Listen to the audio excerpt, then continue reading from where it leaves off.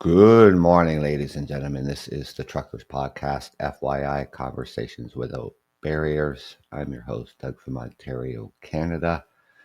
It is Tuesday, April the 8th, 9 a.m.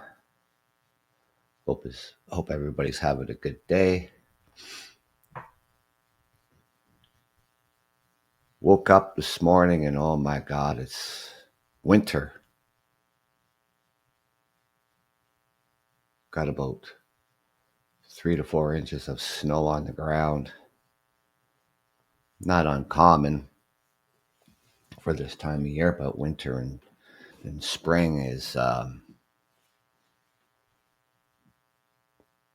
fighting one another. It's crazy. Anyways, homelessness, the stigma and misconceptions, breaking the myths, building bridges in our everyday lives, judging others based on appearance is easy. This tendency is particularly damaging regarding perceptions of homelessness. To truly understand the challenges the unhoused face, we must look beyond surface judgments and delve into the real challenges. There's also a pervasive damaging belief that homelessness is a choice, a lifestyle that someone willingly opts for. It's not like somebody just wakes up in the morning and, decide that, they want to be homeless, pack up their belongings and leave the key in the mailbox and call the landlord and kick the stones down the street. They don't willingly choose this. They don't opt for this. And based on the misguided understanding, regions pass anti-homeless legislation criminalizing basic human actions like sitting or spending time in public spaces. Many attribute homelessness to personal failure, suggesting a lack of worthiness for assistance. And this view is both damaging and incorrect. Recognizing these factors is crucial in fostering a compassionate approach and breaking the cycle of homelessness. Plenty of myths and plenty of facts. People actively choose to be homeless. Like I said, nobody just wakes up in the morning and decides that like they're going to be homeless. People don't wake up and decide this. Today, I wanted to become homeless. A tangled web of circumstances and barriers often lead to this challenging life event. Some prominent reasons are loss of a job, eviction, often without warning. People are left without a place to call home. The affordable housing crisis, which we are seeing here clearly right across Canada.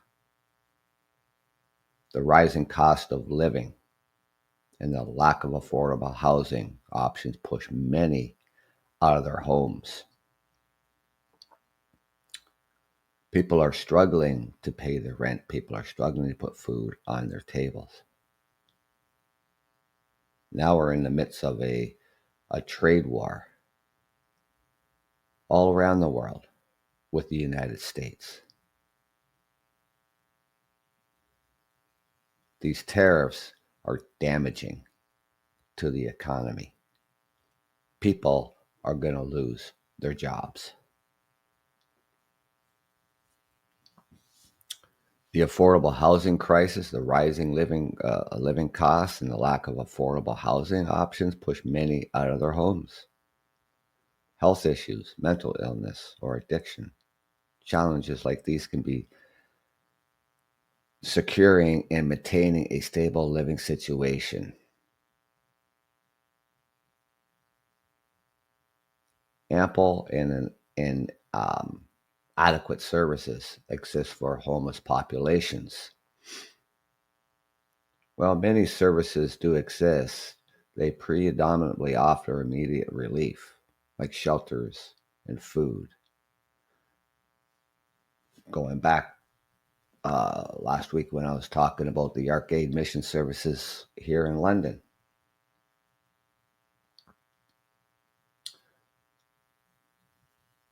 The Arcade Mission Services here in the city, they're offering them a place uh, where they can now do laundry, they can have a shower.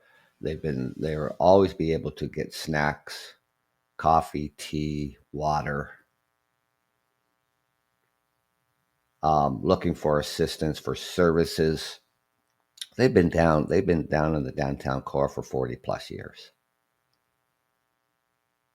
Last week, the city council voted on whether to or not to um, fund or continue to fund the Arcade mission services.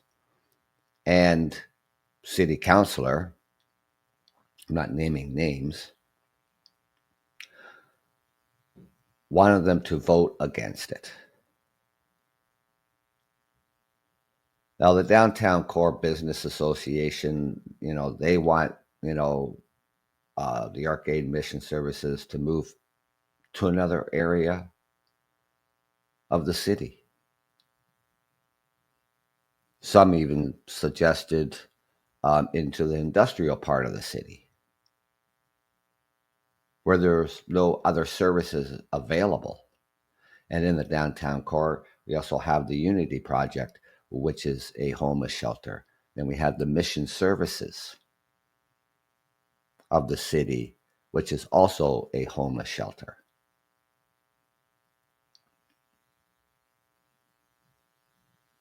Providing services is really important because right now, this is what they have.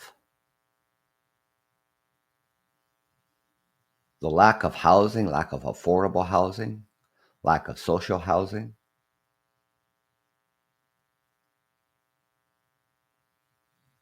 is keeping these people in tent encampments and finding an adequate place to sleep. Homeless shelters are at capacity, so they can find wherever they can sleep. So it's important to keep these services. And yes, they did vote in favor of to keep funding the Arcade Mission Services. So these services do exist. They predominantly offer immediate relief like shelters and food. And the communities need to address root problems because, while helpful, temporary fixes don't help break the cycle of poverty and homelessness. A broader perspective is required to tackle systemic issues and notably the affordable housing crisis. Now, the city that I reside in, the last couple of years, they have built some units, yes, but still not enough. Here in Canada, we're in the midst of a federal election. And the acting prime minister right now, Mark Carney,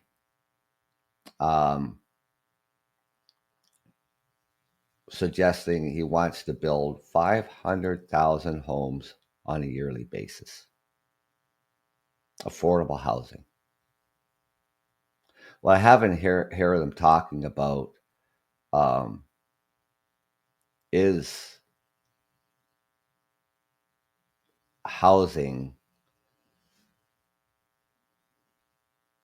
that can, like the first model, like the housing first model, getting people into housing and then start focusing and working on their mental illness, their addiction, or other traumas. I haven't heard them talking about the homeless and how they're going to address that. When they talk about affordable housing, they're talking about affordable housing for middle-class families. Cities alone can't build housing. We need funding from the federal government. We need funding from the provincial government.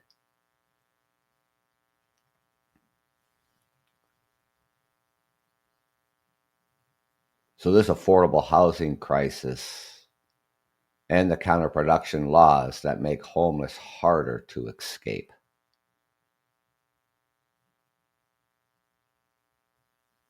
They're lazy and unwilling to work.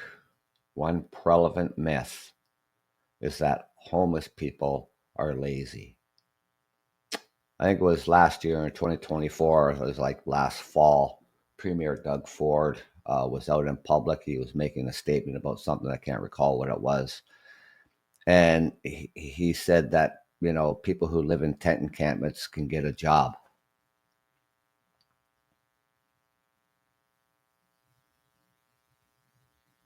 And I thought, what a ridiculous statement that is.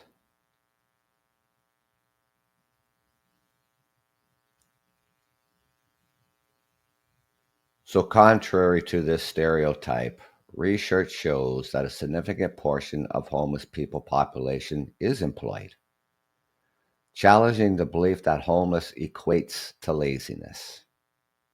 Maintaining a job while homeless is challenging, despite the myth that individuals can escape homelessness through sheer will. They face numerous obstacles such as employment gaps, no permanent address or phone, criminal records, lack of identification, restricted internet access for job applications, maintaining a clean appearance, clean clothes, showering every single day. So this remark that Premier Doug Ford makes is that people in tent encampments can get a job.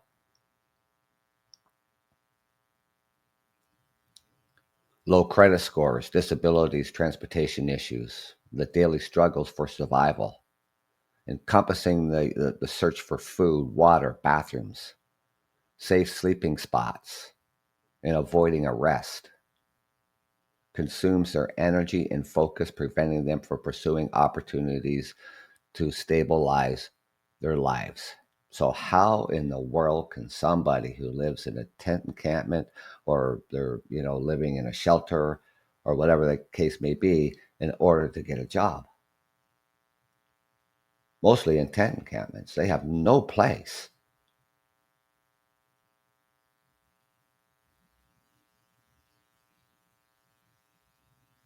They're not waking up with four walls around them and a roof, able to get a shower, clean their clothes.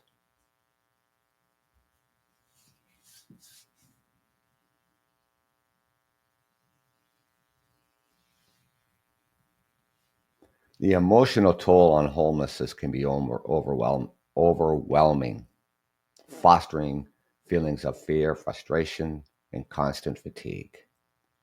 This daily struggle impedes progress, with stress and depression further clouding judgment and sapping energy, extending compassion rather than clinging to negative stereotypes about the unhoused is critical to creating positive change around this issue. A bigger battle against prejudice and misunderstanding. Homelessness is more than a lack of a shelter. It's a fight against stigma, prejudice, and misunderstanding, misconceptions, like you're uneducated or you're worthless. Further marginalize that they experience homeless, making support and opportunities harder to access. So the housing first approach provides immediate access to permanent housing without having to say, okay, we're going to give you housing, but you have to take these services. That's not what the first housing model is. The first housing model is getting them into housing and then working on the supports that they need. Because we can't do it while they're out in the street, and we can't do it while they're in and out of shelters.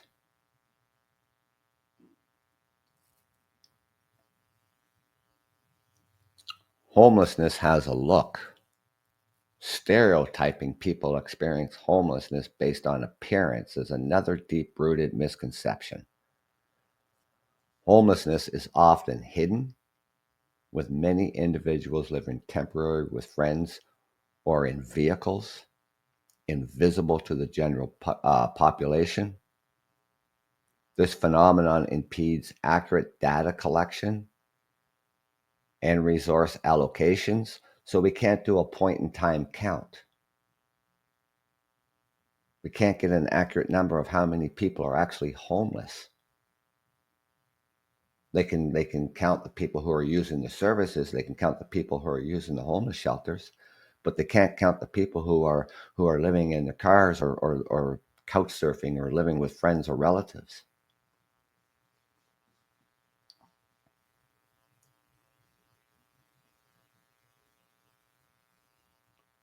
Prevention programs in assisting those at risk of becoming homeless due to economic hardships, evictions, or other crises can prevent homelessness from occurring in the first place.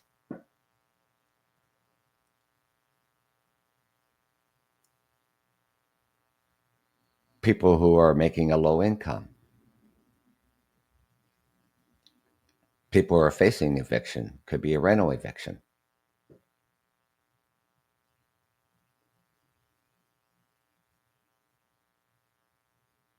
So many low income families are struggling. You know, the cost of living it is today, to put food on the table, to pay your rent.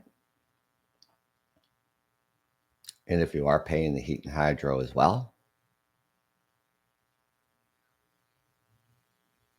clothing your children, yourselves.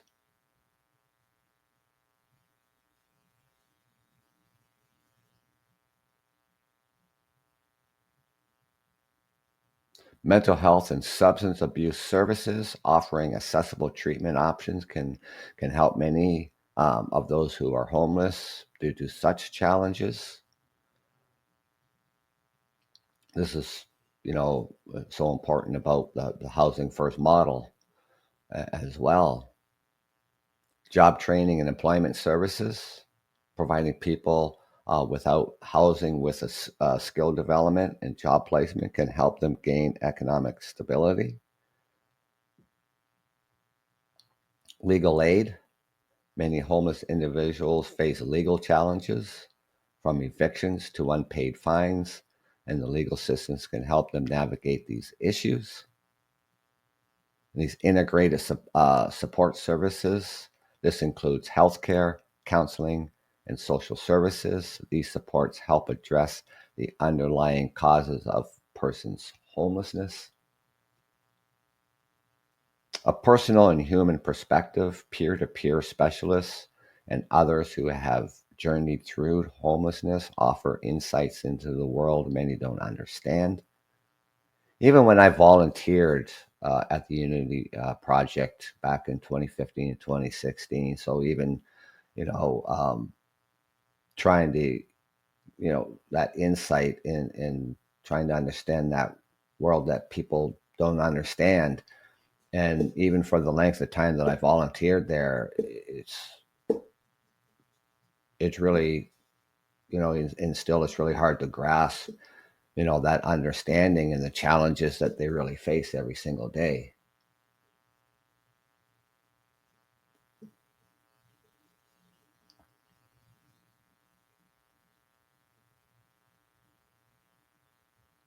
Their experiences underscore the notion that homelessness doesn't discriminate and isn't a choice. Housing, the chronically unhoused, isn't just about providing shelter. It's about understanding the intricacies of their lives, especially when they've been on the streets for extended periods. When someone who has walked a similar path reaches out, the bridge in understanding is built more quickly. Bonds forged between individuals with their shared histories and homelessness or struggles with substances can build trust. And these peers aren't just support workers. Their narratives inspire residents and provide insight. This is a journey. Emphasis is placed on empathy, conflict resolution, and community mediation skills.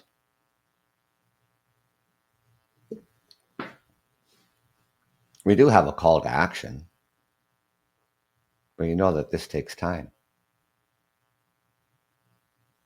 And we also need to open up our hearts and minds to the reality of the unhoused people by acknowledging the various factors contributing to homelessness, such as economic instability, mental illness, societal rejection, and the lack of proper medical help. And that we must foster a compassionate, accountable, and inclusive society. And we all can play a role in dismantling these stigmas and building bridges by taking time to understand the multifaceted challenges faced by those experiencing homelessness. And we can transcend the boundaries that divide us, transforming the lives of those most in need. By doing so, we draw closer to creating a compassionate, accountable, and inclusive society. And it just irks me, when we have a city councilor who was voting against funding the Arcade Mission Services that provide these crucial services to people who are living on the streets.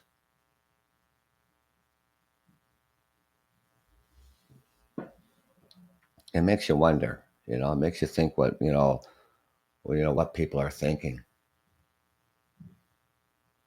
We've had, businesses in the downtown core for 50 plus years. The Arcade Mission Services has been in the downtown core for at least 45 years. These businesses down there still exist.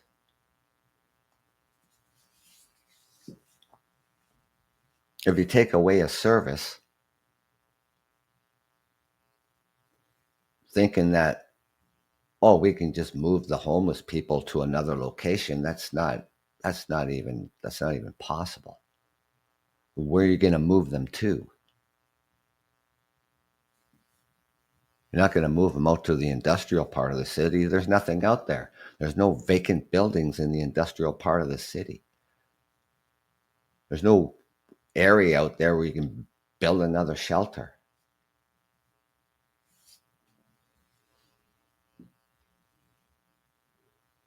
I don't know what people are thinking sometimes. I honestly don't know. Honestly.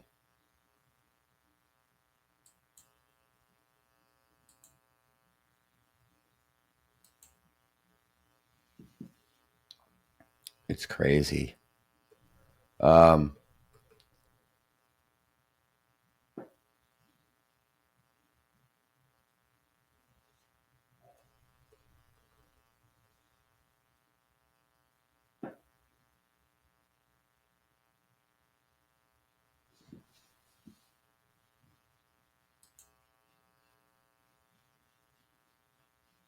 so, I mean,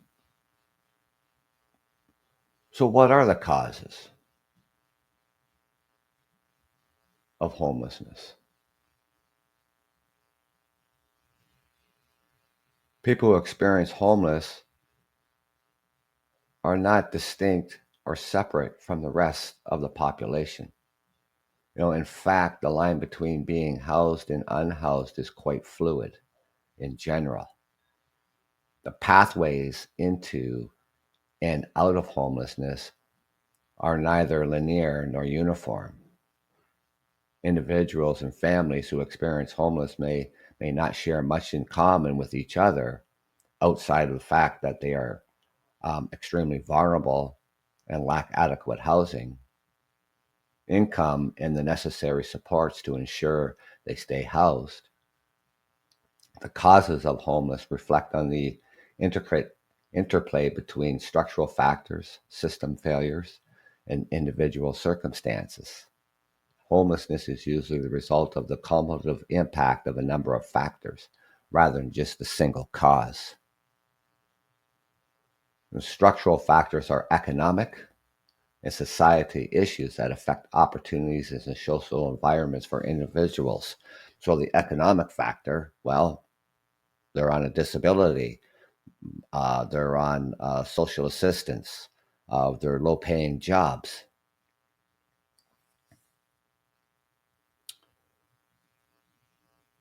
The societal issues, well, housing.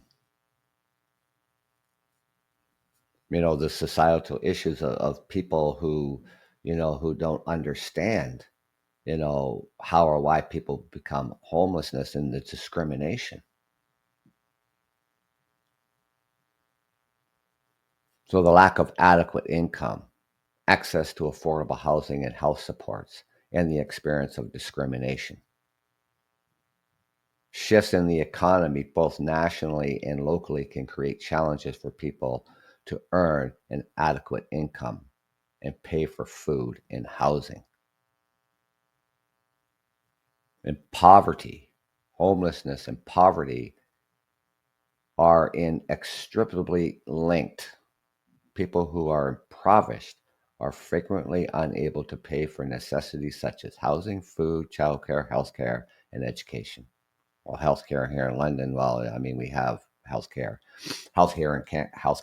in Canada, but if you live in the United States and you're living in poverty and you can't afford, the basic healthcare that you need.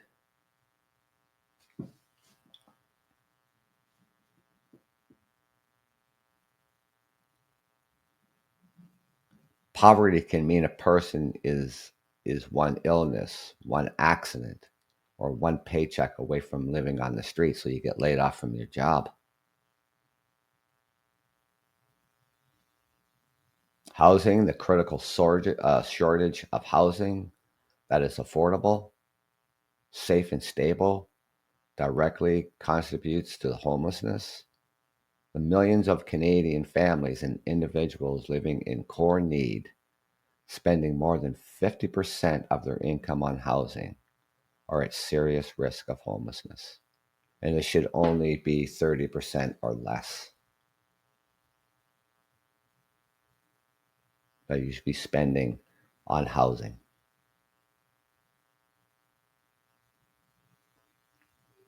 So becoming a serious risk of homelessness as our families and individuals spending more than 30% of their income on housing. And arguably the most impactful factor is the lack of affordable housing nationwide. As well, discrimination can impede access to employment, housing, justice, and helpful services.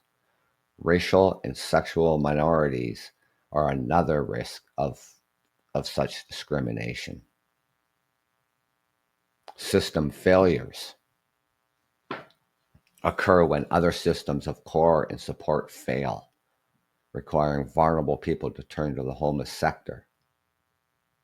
Examples of system failures include difficult transitions from child welfare, inadequate discharge planning for people leaving hospitals, uh, correction facilities, and mental health and addiction facilities, and a lack of support for immigrants and refugees.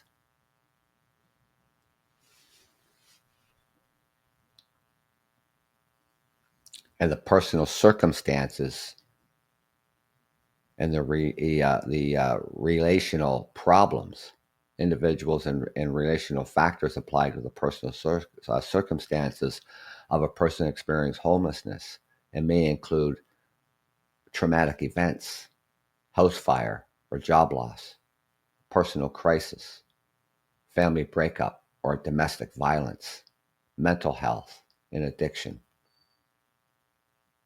including brain injury and fetal alcohol syndrome, which can be both a cause and consequence of homelessness, and physical health problems or disabilities. Problems can include family violence and abuse, addictions and mental health problems, and other family members in extreme poverty.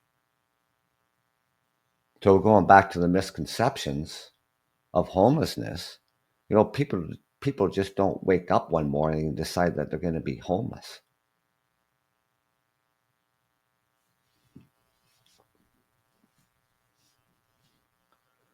The domestic violence, and there is a undeniable connection between domestic violence and homelessness.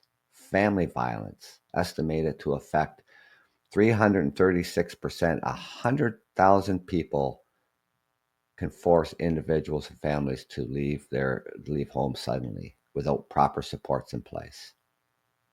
This is particularly an issue for youth and women, especially those with children. Women who experience violence or live in poverty are often forced to choose between abusive relationships and homelessness. And young people who are victims of sexual, physical, and psychological abuse often end up experiencing homelessness, as well as seniors who are experiencing abuse and neglect are increasingly at risk. And many times when it comes to the women and children, they stay in these abusive relationships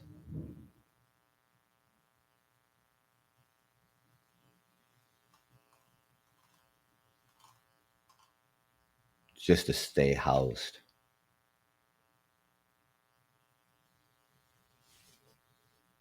Our family, family and children's services, um, who have a women in family shelter as well, but they're at capacity, and in like the homeless shelter, the other homeless shelter too, they're at capacity because there is no adequate affordable housing. It's starting to come online, but it's going to take a while. Well, it's going to take a long time. It's not just going to happen overnight. It's back in the going into the late 70s, and the Fed, or 70s going into the 80s, the federal government stopped funding housing and pass it down to the provincial government, and then the provincial government passes it down to the municipalities. Cities can't build housing without funding from the government. Now the government wants to get back into the housing business.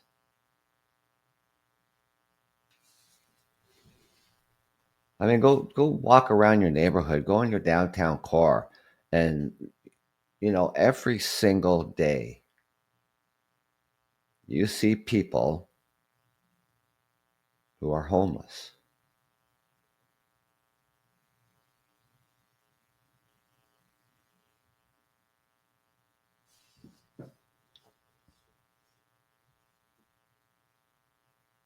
The numbers are so much different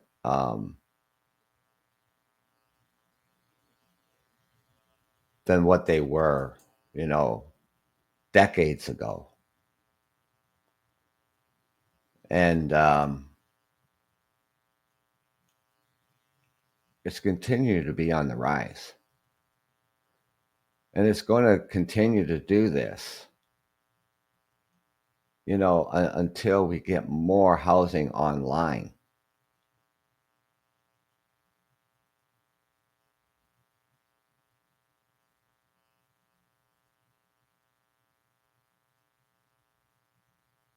More services. I mean, people volunteers and people who are working in this field, working tirelessly, day in, day out, helping providing services for people who are unhoused. And people stay in tent encampments all winter long.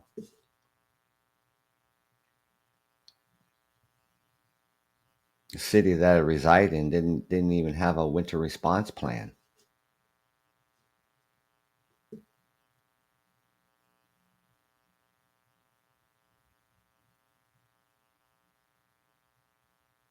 And that's just ridiculous.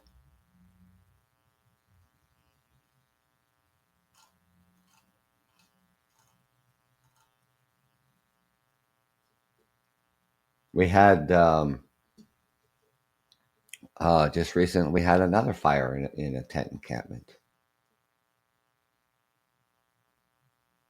These places are unsafe, inadequate, and they do not provide what people need.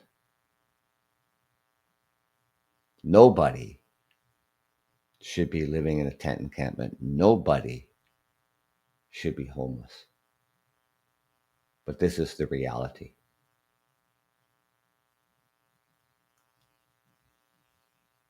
And the lack of services, just the lack of not building housing. People, the rents have gone up so much, in the past, even in the past 10 years. One bedroom apartments now in the city that I reside in is not the most expensive city to reside in. Toronto is the most expensive city to live in here in Ontario. But one bedrooms in the city that I reside in, they start between $1,750 and $1,800 a month.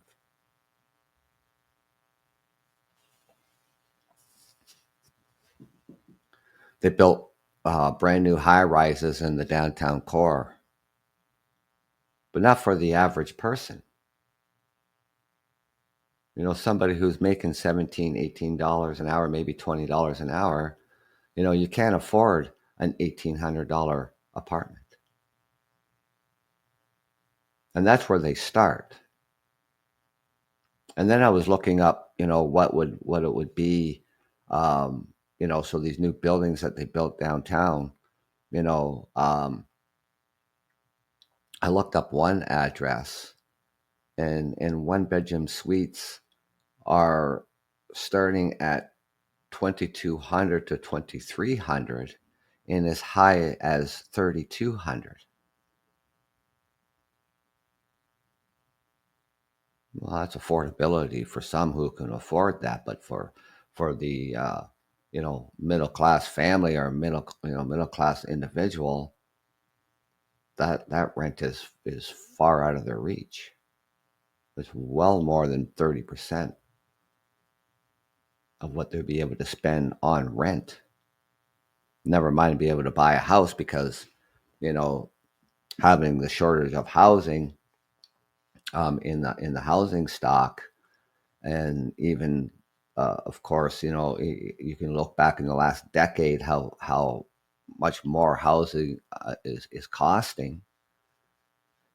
The average house here in the city that I reside in is 750 to 800,000 and up. Someone who's is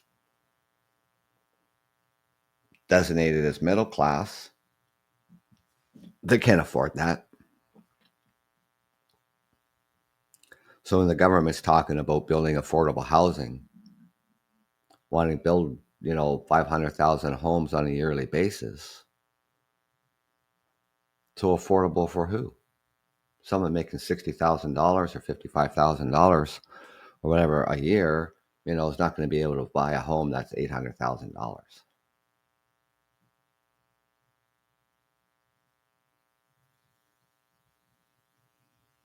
Someone's making $25,000 a year, your rent should only be around $800 a month. 750 to 800 tops.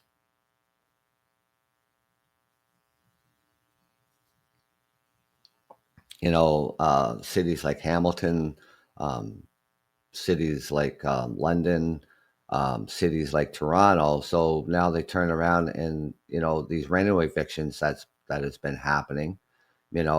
Landlords giving people an N13 form saying they must move out to so they can do these renovations, and then only renting to once the renovations are done, and then re-renting it for double or triple the price. So Toronto, London, and Hamilton come up with a bylaw to help prevent rental evictions. And, so these landlords now would have to apply for a permit, and that's $600 per unit. An inspection has to take place in order to see whether the tenant or tenants have to move out during these renovations. And there's a timeline given for these renovations to be completed. And once they're completed, the tenant or tenants move back into that unit at the current rent that they're paying.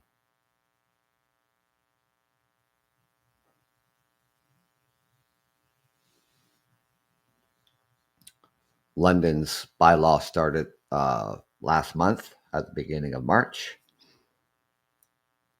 Hamilton was already in effect, and the city of Toronto, that bylaw um, starts the beginning of July.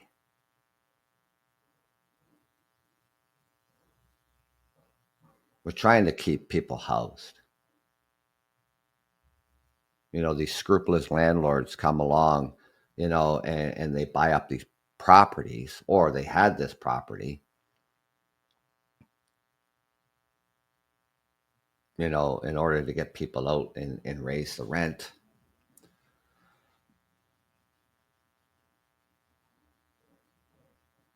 Or maybe having, say, a family member is moving in and that's not the case. It's just to get you out of there and get somebody in there who's willing to pay double or triple for whatever they can afford. There were it's like the bidding wars that went on when houses went up for sale, and people got 150,000 over asking, 200,000 over asking. People were coming along and bidding on apartments because this is how scarce it is. They want a place to live. And then they'll say, well, okay, well, um, if the rent was, $1,100, they'll say, oh, I'll pay you $2,000 a month. And then that pushes somebody out of the market to rent, and they rent it to somebody who can afford to pay $2,000 a month. It's just absolutely ridiculous.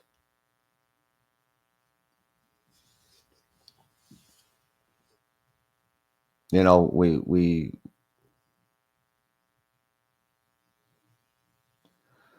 here in Canada, we have a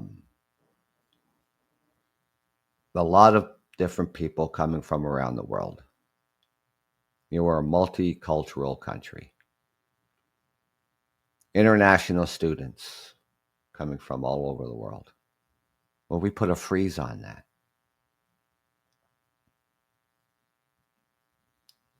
Because of shortage of housing and rental places for students to rent. And that was their biggest fear too when they want to come to Canada and come to school, is to be able to find a place that was affordable to live. Now colleges and universities, I mean, even here in the city that I reside in, the colleges, they're canceling different programs because they have no one to fill those classes. So now it's starting to have an effect on universities and colleges.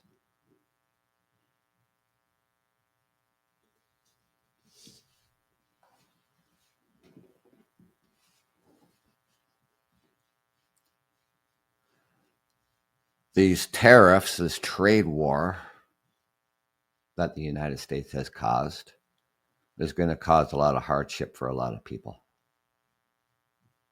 Everything that you buy, and that's from your socks to your underwear to your jeans to your tops,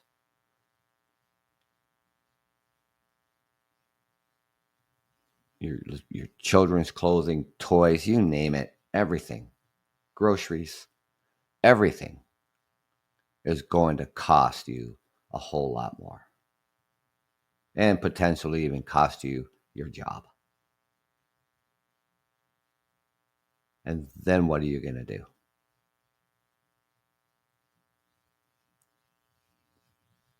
And if you're already living paycheck to paycheck,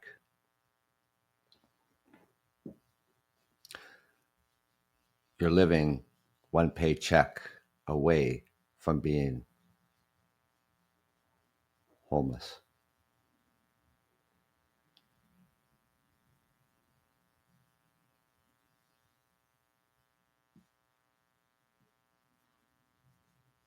So I want to thank you this morning for coming out here and joining me.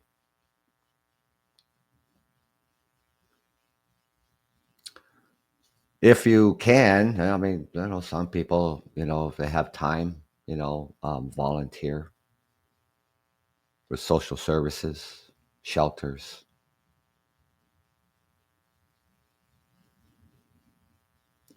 food banks. Can get out there and help. Volunteer at a homeless shelter, and it'll give you, more perspective of the challenges what people are facing every single day. You see firsthand the struggles.